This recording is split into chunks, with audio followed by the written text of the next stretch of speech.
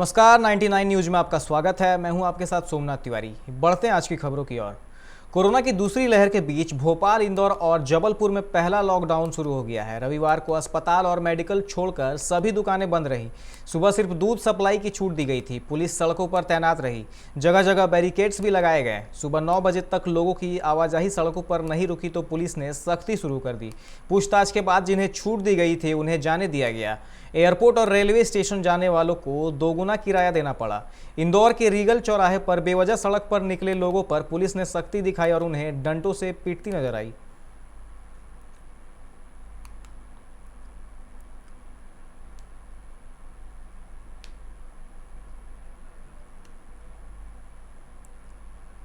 मुंबई के अंटिलिया प्रकरण की जांच के बीच मुंबई के पुलिस आयुक्त पद से हटाए गए परमबीर सिंह ने अपने एक लेटर से महाराष्ट्र की राजनीति को सुलगा दिया है। सीएम उद्धव ठाकरे को लिखी गई परमबीर सिंह की चिट्ठी के बाद सियासत तेज हो गई है। चिट्ठी में एनसीपी नेता और गृह मंत्री अनिल देशमुख पर सचिन वाझे से वसूली करवाने का आरोप है। इन आरोपों के बाद अनिल देशमुख पर इस्तीफे का दबाव बनाया गया है। इस बीच एनसीपी प्रमुख शरद पवार भी सक्रिय हो गए हैं। शरद पवार दिल्ली में हैं और उन्होंने एनसीपी के दो बड़े नेताओं को यही तलब किया है। इस बैठक में उप मुख्यमंत्री अजीत पवार और एनसीपी के महाराष्ट्र प्रदेश अध्यक्ष जयंत पाटिल शामिल होंगे। वो महाराष्ट्र से दिल्ली आएंगे।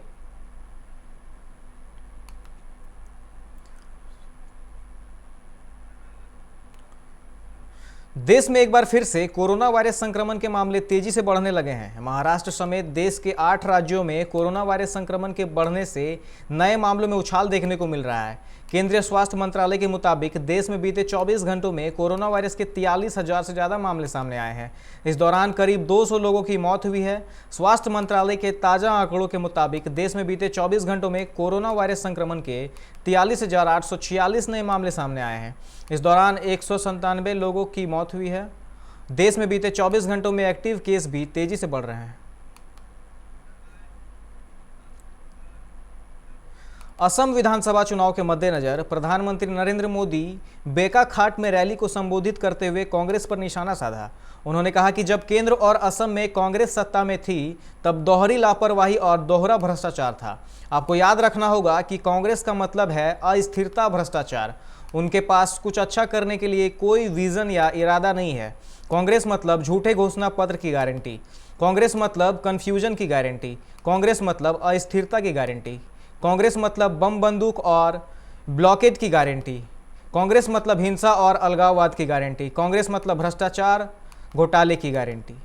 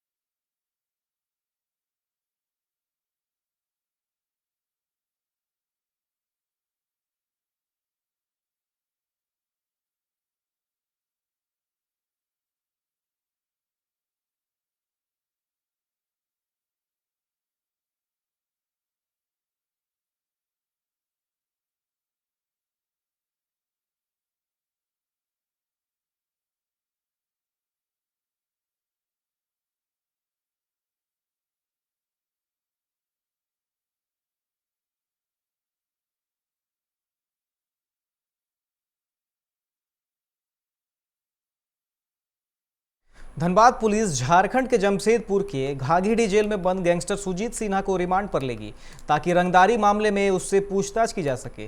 कुख्यात अपराधी सुजीत सिन्हा ने आउटसोर्सिंग कंपनी के जीएम कौशल पांडे से 50 लाख रुपए की रंगदारी मांगी थी। आपको बता दें कि बीसीसीएल की कनकनी कॉलियरी में संचालित आउटसोर्सिंग कंपनी के जीएम से रंगदारी मांगने के मामले में सरायढेला पुलिस ने इसे आरोपी बनाया है। नीरज सिंह हत्याकांड से जुड़े शूटर अमन सिंह को पिछले दिनों इस मामले में रिमांड पर लिया गया था।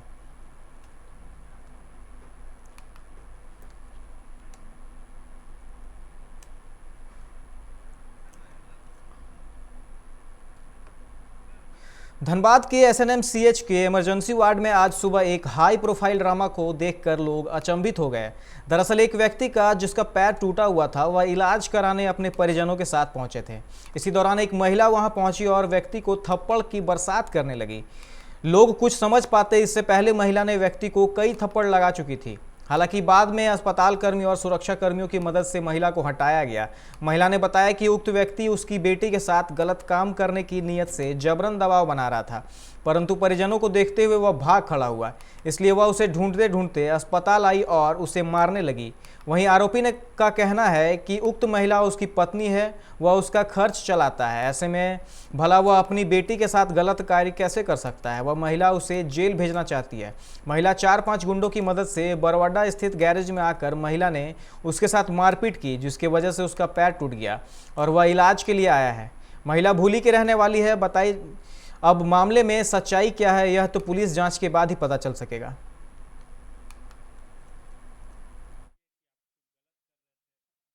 का काम है, हमको बेइज्जती करने का काम है हर जगह पर। आप उसको जानते हैं? मेरा परिवार है।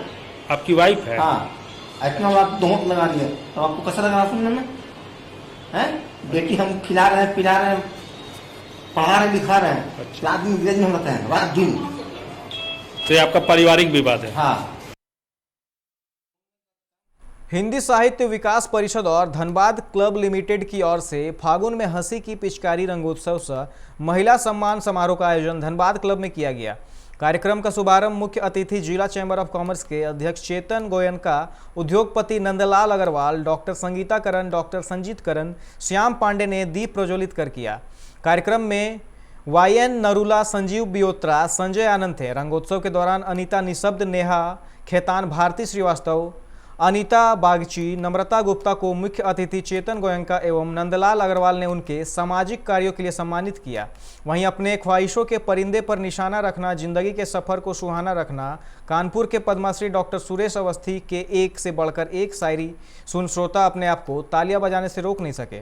बसंत जोशी, दिनेश बावरा और कवित्री पद्मिनी शर्मा ने लोगों का खूब मनोरंजन किया।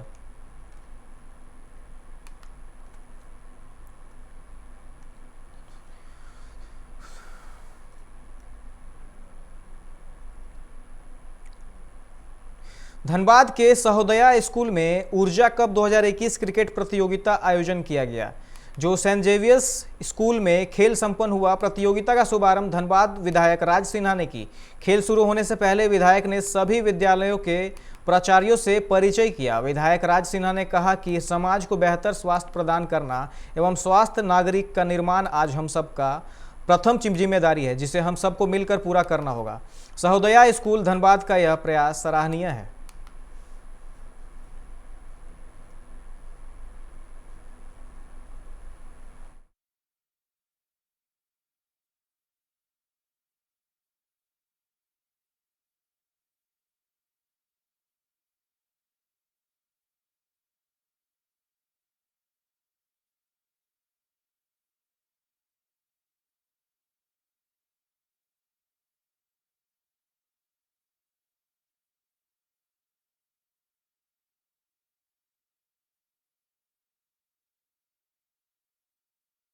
धनबाद के कोयला नगर स्थित नेहरू कॉम्प्लेक्स में पूर्व डिप्टी मेयर नीरज सिंह के पुण्यतिथि के अवसर पर श्रद्धांजलि सभा का आयोजन किया गया, जहां लोगों ने उनकी तस्वीर पर माल्यार्पण कर श्रद्धांजलि दी।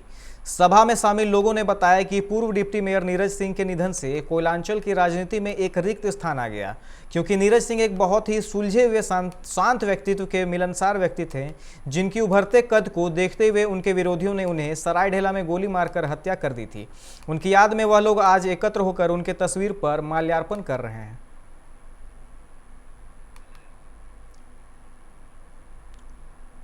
नीरज सिंह जी की चौथी पुण्यतिथि है, उसी कार्यक्रम में उनकी श्रद्धांजलि रखी गई है और श्रद्धांजलि उनकी हो रही है कोयला नगर में।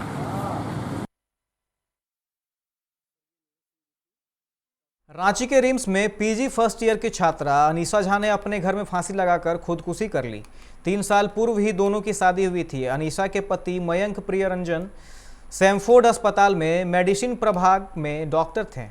दोनों जगन्नाथपुर थाना क्षेत्र के सेल सिटी के फ्लैट में रहते थे। बताया जाता है कि रात में पति पत्नी के बीच किसी बात को लेकर कहासुनी हुई। इसके बाद अनीसा ने गुस्से में कमरा बंद कर लिया। उसके बाद पंखे से फंदा लगाकर झूल गई।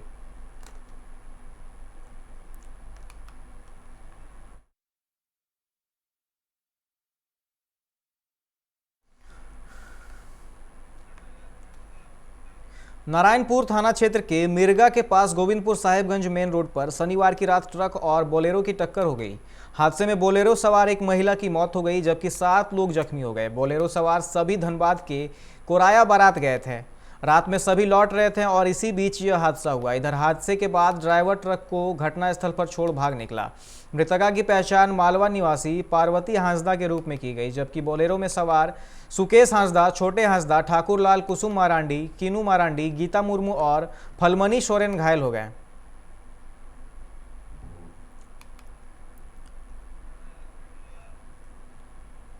कोरोना संक्रमण ने एक बार फिर से झारखंड में पांव पसारना शुरू कर दिया है। पिछले 24 घंटे में पूरे राज्य भर में 123 नए संक्रमित मरीज मिले।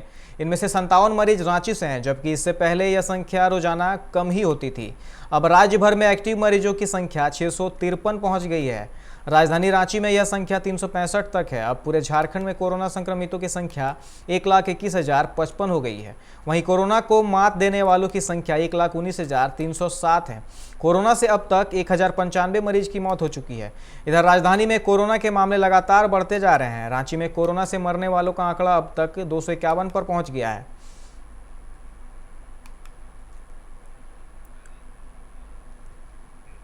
झारखंड में टीकाकरण ने अचानक गति पकड़ी। राज्य में शनिवार को रिकॉर्ड 1,20,528 लोगों ने टीके लगवाए। इनमें से 99,030 लोग 60 साल से ऊपर के हैं, तो गंभीर बीमारी से जूझ रहे हैं 45 साल के 16,685 लोग हैं। इनके अलावा 4,813 हेल्थ और फ्रंटलाइन वर्कर्स ने भी टीके लगवाए। स्वास्थ्य विभाग के आंकड़ों के मुताबिक राज्य में अब तक कुल 7,30,146 लोग कोरोना वैक्सीन का पहला डोज ले चुके हैं। इसमें से 16.50% लोगों ने सिर्फ शनिवार को टीका लिया। उधर राज्य के 6,610 लोगों को बूस्टर डोज भी दिया गया। इसके साथ ही राज्य में बूस्टर डोज लेने वालों की संख्या 2,08,919 हो गई है। बंगाल विधानसभा चुनाव में कांग्रेस ने 39 सीटों के लिए अपने प्रार्थियों के नाम की घोषणा कर दी है। इसकी ऑफिशियल सूची भी जारी कर दी गई। पश्चिम बर्धमान जिले में 3 उम्मीदवारों की घोषणा की गई। कुल्टी से चंडीदास चटर्जी, दुर्गापुर पश्चिम से देवेश चक्रवर्ती तथा बाराबनी से रणेंद्र नाथ बागची को उम्मीदवार बनाया गया है।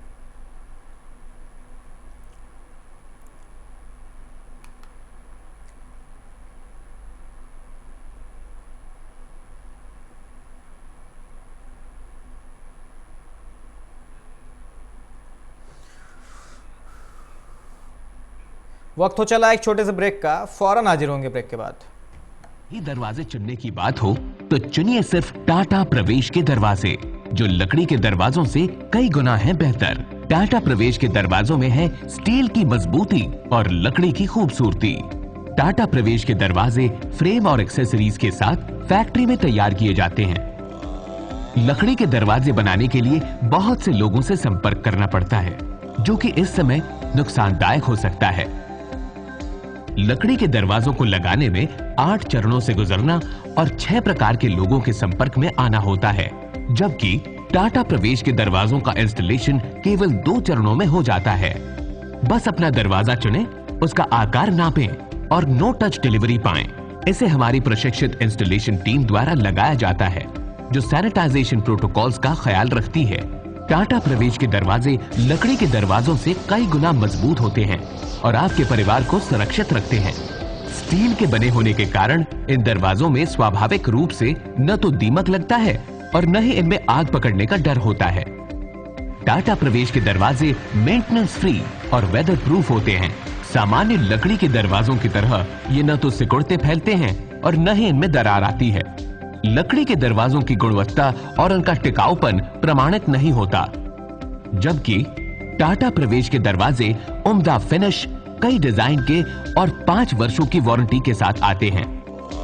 एक बात और, लकड़ी के दरवाजों के लिए जंगलों की कटाई होती है, वहीं दूसरी ओर टाटा प्रवेश के दरवाजे पेड़ों को कटने से बचाते हैं तथा ये 100% रिसाइक्लेबल होते हैं। अब ये आप पर है कि आप अपने घर में कौन सा दरवाजा लगाना चाहते हैं। बेस्ट चुनिए, टाटा प्रवेश के दरवाजों और खिड़कियों को चुनिए।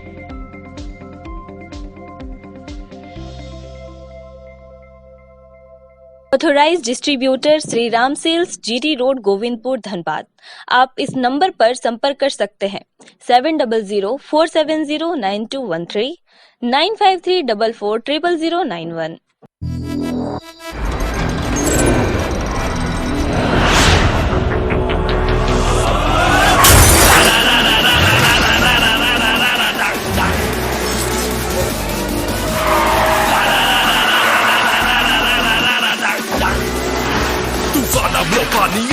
Rumba go into your song. Can you catch me? No. Can you match me? No. Make mujhe I'll burn the roads.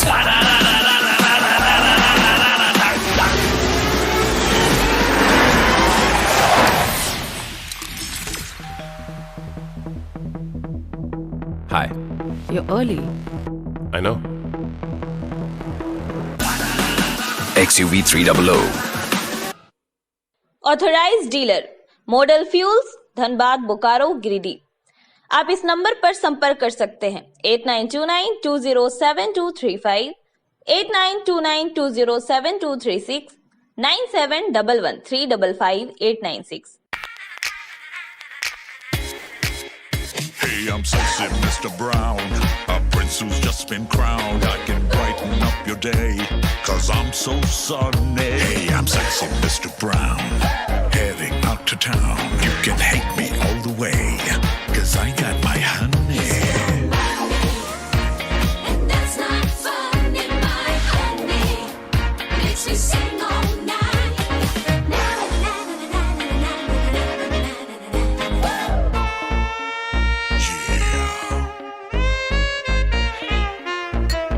Sexy Mr. Brown. Your wait for sheer extravagance is over. Presenting Kia Carnival. Bookings open. जय TMT, भरोसा अटूट एवं सुरक्षित निर्माण का।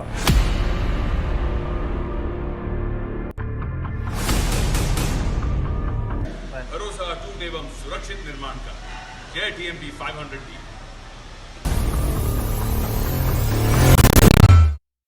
Break के बाद आप सभी का स्वागत है। बढ़ते हैं अगली खबर की ओर।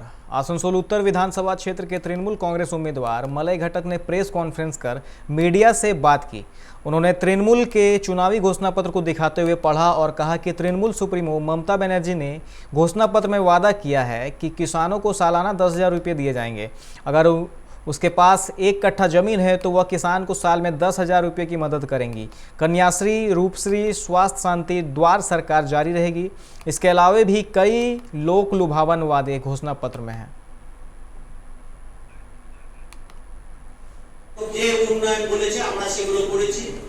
আসানসোলের মানুষ পর্যাপ্ত পরিমাণে পানীয় জল পায়। এখন পানীয় জলের কোনো জায়গায় সংকট নেই।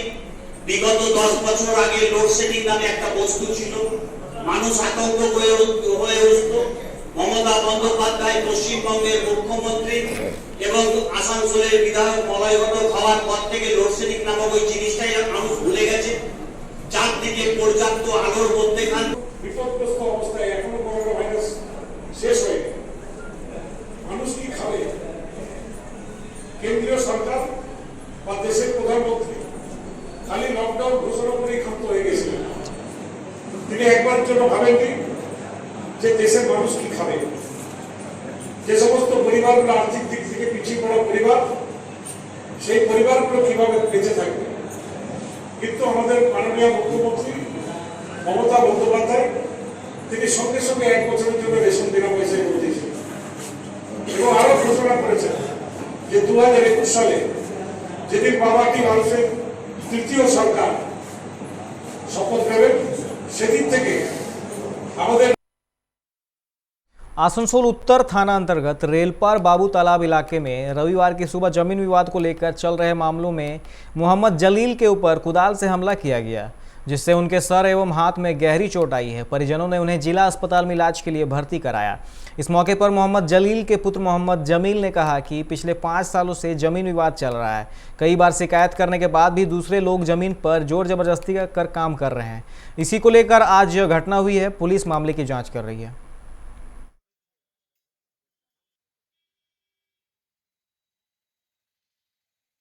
पटना मेडिकल कॉलेज में नर्सों ने जमकर हंगामा किया।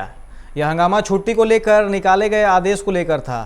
मातृका कार्यालय के एक स्टाफ द्वारा यह आदेश सोशल मीडिया पर वायरल कर दिया गया, जिसके बाद बवाल मच गया। लगभग 200 की संख्या में मेल और सिस्टर नर्स अधीक्षक कार्यालय पहुंचकर हंगामा करने लगे। कोरोना के संक्रमण काल में नर्सों का हंगामा व्यवस्था पर भारी पड़ा। प्रशासन नर्सिंग स्टाफ को समझाने में लगा है।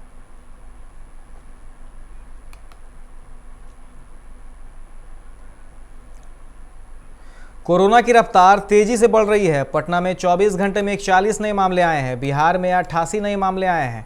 प्रदेश में एक्टिव केस की संख्या बढ़कर 472 पहुंच गई है, जिससे पटना में सबसे अधिक 217 मामले हैं। 24 घंटे में पटना एम्स में 2 मौत हुई हैं, जिसमें एक पटना सिटी और दूसरा गया का संक्रमित था।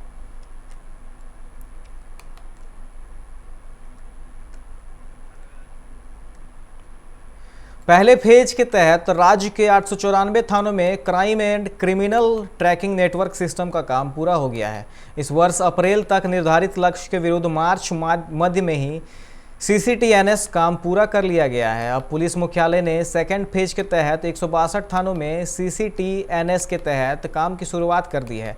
इसे भी अप्रैल तक पूरा करने का लक्ष्य रखा गया है। इस हिसाब से 1 मई तक राज्य के सभी थाने CCTNS की सुविधा से लैस हो जाएंगे। बिहार के समस्तीपुर में बाइक सवार बेखौफ बदमाशों ने पिस्टल के बल पर एक राइस मिल मालिक से 6 लाख रुपए लूट लिए। जिले के मथुरापुर ओपी क्षेत्र के मुक्तापुर तेल डिपो के समीप हुई घटना की सूचना पर पुलिस लुटेरों की तलाश में जुट गई है। बिहार की राजधानी के पटना जंक्शन पर होली के मद्देनजर चलाए जा रहे जांच अभियान में आरपीएफ ने 60 लाख की चांदी बरामद की है। पटना जंक्शन के आरपीएफ पोस्ट की टीम ने एक व्यक्ति को संदेह के आधार पर रोका, फिर उससे पूछताछ की। जांच में उसके पास से 88 किलो से अधिक की चांदी बरामद हुई है। जंक्शन के पोस्ट प्रभारी वीके सिंह ने बताया कि सर्च अभियान में कुल 88.191 किलोग्राम चांदी के जेवरात पाए गए हैं।